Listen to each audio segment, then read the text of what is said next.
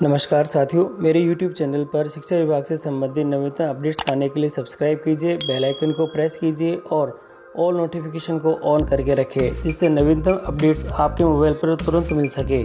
साथियों, दो खबरें हैं। एक तो पुरानी पेंशन स्कीम पर तकरार जारी है। केंद्रीय कर्मचारियों को मिल सकती है 45% जो पेंशन न्यूनतम राशि, और यहाँ ये खबर छपी है और इस खबर छपने के जस्ट अगले ही दिन वापस इसके संदर्भ में जो अपडेट आया है वह भी है। तो पहले मैं आपको ये पूरी खबर पढ़ के दिखा देता हूँ, फिर इसके बारे में क्या जो गवर्नमेंट का निर्णय आया है वह भी दिखा देता हूँ। साथियों, पुरानी पेंशन स्कीम पर तकरार जारी है और केंद्रीय कर्मचारियों को मिल सकती है 45% न्यूनतम पेंशन। और पत्रिका न्यूज़ नेटवर्क से खबर है, नई दिल्ली। देश भर में पुरानी पेंशन स्कीम की बढ़ती मांग के बीच केंद्र सरकार कर्मचारियों को न्यूनतम पेंशन देने का फैसला दे सकती है।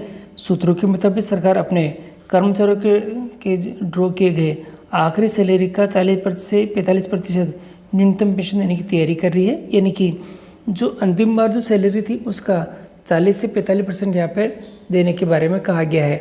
ओल्ड पेंशन स्कीम की भी मांग के मद्देनज़र नेशनल पेंशन स्कीम के बढ़ते विरोध के बीच वित्त सचिव की अध्यक्षता में केंद्र सरकार ने कमेटी गठित की है, जो कि एनपीएस को आकर्षक बनाने को लेकर विचार कर रही है। और मीडिया रिपोर्ट्स के मुताबिक माना जा रहा है कि कर्मचारियों को केंद्र सरकार मौजूदा मार्केट लिंक्ड पेंशन स्कीम में बदलाव कर सकती है। देखिए, ये बहुत बड़ी अपडेट है सभी के लिए, क्योंकि ये जो पुरानी नई पेंशन स्कीम है ये मार्केट से जुड़ी हुई है और इसमें बदलाव करने की तैयारी में है।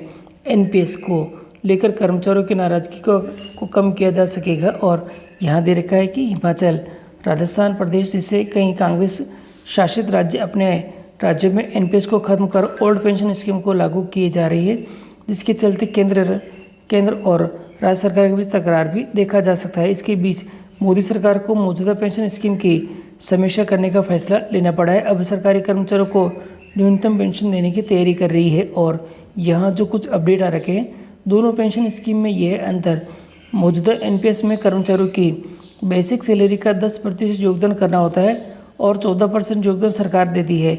इस पेंशन कुल जो कॉर्प्स पर मिलने वाले मार्केट रिटर्न पर निर्भर करता है, जो कि सरकारी प्रतिभूति और इक्विटी में निवेश से मिलता है।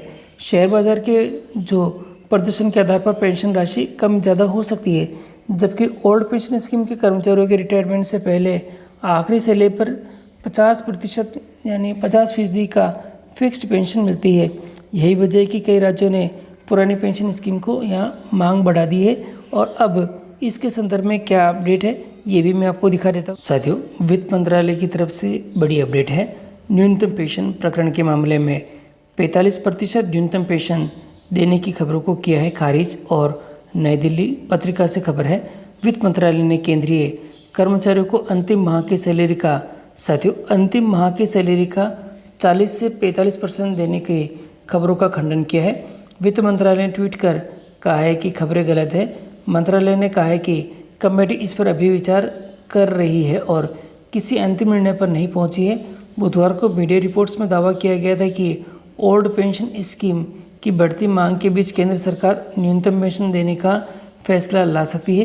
तो ये सबसे बड़ी अपडेट निकल के आई है कि इसके ऊपर सरकार विचार कर रही है, परंतु अभी ये फाइनल नहीं हुआ है। साथियों, तृतीय श्रेणी शिक्षकों के स्थानांतरण और पदोन्नति में अनदेखी को लेकर 51 घंटे का आमरण अनशन जारी है। और ये जो न्यूज़ है ये नवज्योति जोधपुर से है और इसमें बताया गया है, राजस्थान शिक्षक और पंचायती राज कर्मचारी संघ के जिला अध्यक्ष जवहरीलाल आर्य व जिला मंत्री विक्रम सिंह बाबरवाला ने बताया कि मेड़तिया द्वारा 21 जून को दोपहर 2 बजे से जोधपुर जिला कलेक्टर कार्यालय के बाहर आमरण अनशन शुरू किया, जो कि 22 जून को भी जारी रहा है। और राजस्थान में तृतीय श्रेणी शिक्षकों के स्थानांतरण नहीं किए जा रहे हैं।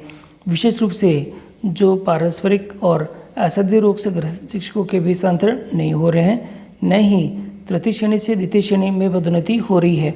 वेतन विस्थापितों का एक महत्वपूर्ण मुद्दा है। माननीय कोर्ट का निर्णय आने के बावजूद भी इसमें कोई सुधार नहीं हुआ है। इस कारण से साथियों, इस कारण से शिक्षकों में भारी आक्रोश है। गुरुवार को भी अनशन को देखते हुए मेडिकल टीम ने मेड़तिया का स्वास्थ्य परीक्षण किया और आमरण अनशन स्थल पर प्रदेश सभाध्यक्ष जो कि सभी साथी यहाँ पे मौजूद थे और यहाँ इसके बारे में दे रखा है।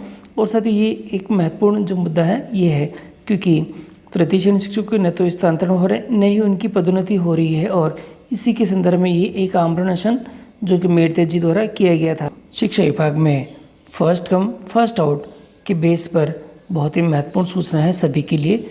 शिक्षा विभाग ने तय की निस्तारण की समय सारणी। अब एसीपी प्रकरण अधिकतम 33 दिन में होंगे निस्तारित और खबर छपी है ब्यूरो न्यूज़ ज्योति जयपुर से और इसमें बताया है अब एसीपी प्रकरण अधिकतम 33 दिन में ही निस्तारित होंगे। शिक्षा विभाग में प्रकरणों का शीघ्र निस्तारण करने के लिए शालातरण पोर्टल पर संचालित डिपार्टमेंटल सर्विसेज मॉड्यूल में भी बड़े परिवर्तन कर दिए गए हैं। अब एसीपी प्रकरण निर्धारित अवधि में निस्तारित हो सकेंगे। वर्तमान में इन प्रकरणों का निस्तारण में काफ़ी समय लग जाता है और कई प्रकरण तो बाद में आने के बाद भी पहले निस्तारित हो जाते हैं, तो कई पहले आने के बाद भी बकाया रह जाते हैं। कार्यालय के अध्यक्ष विभाग द्वारा जारी डैशबोर्ड पथ पर कार्यालय लॉगिन में प्रकरणों की वर्तमान स्थिति जानकारी ली जा सकेगी। और साथियों, निस्तारण फर्स्ट कम फर्स्ट आउट के बेस पर है और निस्तारण की अधिकतम 33 दिन की अवधि में या तो प्रकरण स्वीकृत हो जाएंगे। देखिए यहाँ पर बहुत ही महत्वपूर्ण है कि 33 दिन की समयावधि दी जाएगी और या तो प्रकरण इसके अंदर स्वीकृत हो जाएंगे या फिर उसकी कमियां दूर करने के लिए वापस रीडायरेक्टेड हो जाएंगे। जो प्रकरण पहले आएंगे उनका निपटारा भी पहले फर्स्ट कम फर्स्ट आउट के आधार पर ही यहाँ पे किया जाएगा और ऐसी प्रकरणों के लिए निर्धारित जो अवधि दे रखी है संस्था प्रधान द्वारा प्रकरण यहाँ दे रखा है। साथियों, संस्था प्रधान द्वारा प्रकरण प्राप्त होने के 5 दिवस में सीबीओ द्वारा ऐसे प्रकरण 7 दिवस में निस्तारित किए जाएंगे और जबकि नियुक्त जो कि दे रखा है नियुक्ति अधिकारी द्वारा ऑनलाइन प्रकरण प्राप्त होने के बाद 21 दिनों में उनका निस्तारण कर दिया जाएगा। स्थायीकरण, विदेश यात्रा और परीक्षा अनुज्ञा के लिए भी निर्धारित अवधि और संस्था प्रधान और कार्यालय अध्यक्ष द्वारा 5 दिवस में, सीबीओ द्वारा 7 दिवस में, नियुक्ति अधिकारी तथा निदेशालय द्वारा 10 जो कार्य दिवस में निस्तारण कर दिया जाएगा। अधिकारी को उसका कारण अंकित करना होगा। तो ये साथियों सबसे बड़ी अपडेट है कि अब जो शिक्षा विभाग के अंदर जो फर्स्ट कम फर्स्ट आउट के बेस पर ही जो एसीबी प्रकरणों का जो निस्तारण यहाँ पे किया जाएगा।